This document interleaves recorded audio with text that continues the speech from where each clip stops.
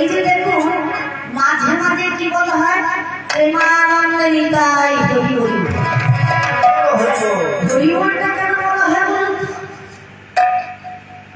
হরি বল, হরিকে যদি দুটি হাত আমরা সমর্পণ করে কি হয় না হরির বল সঞ্চার।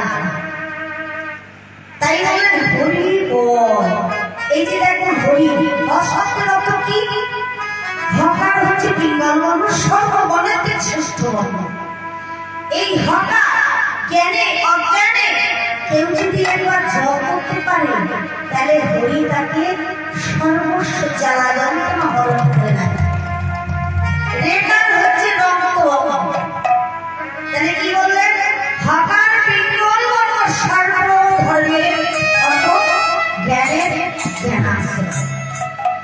রেখার হচ্ছে রক্তবর্ণ সর্বকালে নিরপেক্ষ জ্ঞানের অজ্ঞান কৃত পাপহম তৎক্ষণাৎ হংসি। এই রেখার উচ্চারণের ফলে কি হয়? গুরু কর্তৃক গমনজনিত তৎক্ষণাৎ সত্য পাপ ধ্বংস হয়ে যায়। তাই এই রেখার উচ্চারণ করলে কি হয়? আমরা আল্লাহর শক্তি রাধারানীর শক্তিকে সঞ্চার করতে পারি। তাই সেই নাম হচ্ছে এই হরি নাম সংকীর্তন। তাহলে হরি কথা, হরি কথা এখানে কি হরি আছে? এখানে যদি হরি থাকবে এটাও শাস্ত্রে প্রমাণ করেছে। কি প্রমাণ করলেন? শাস্ত্রে প্রমাণ করলেন, প্রমাণ করলেন। কি প্রমাণ করলেন গো?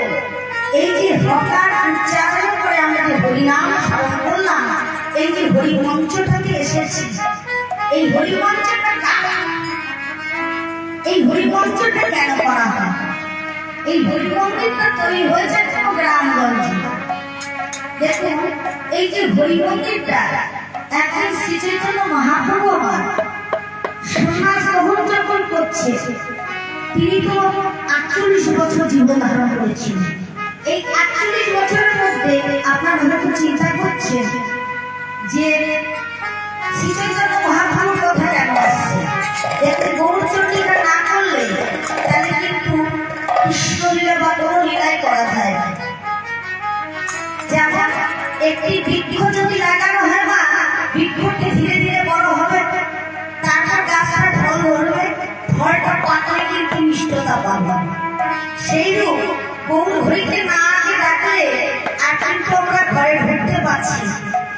সেইরূপ ঘরে ঢুকতে গেলে সর্বপ্রথম আগে গৌর হরিকে স্মরণ করতে হয়।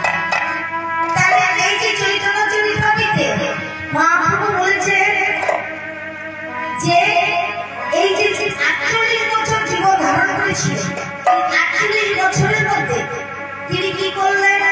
12 বছর সারা ভারত ভূমি ঘুরে তিনি নাম প্রচার করেছেন।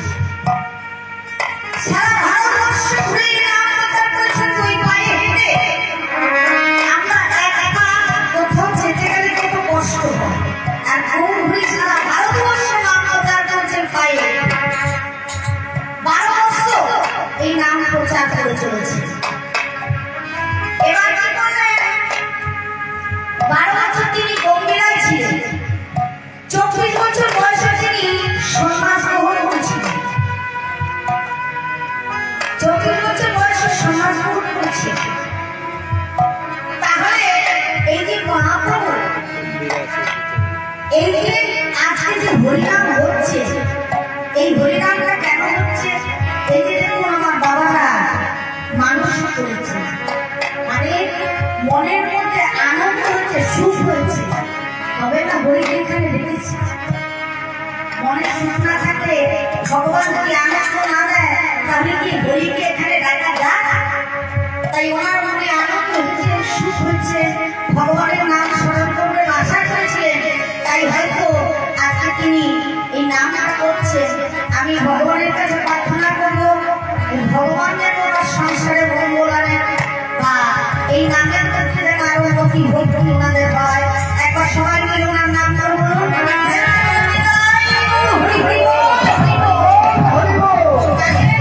ওনাদের যে মনের বাসনা ছিল তাই পুণ্যের জন্য ওনারা ভগবানের কাছে। তাহলে কত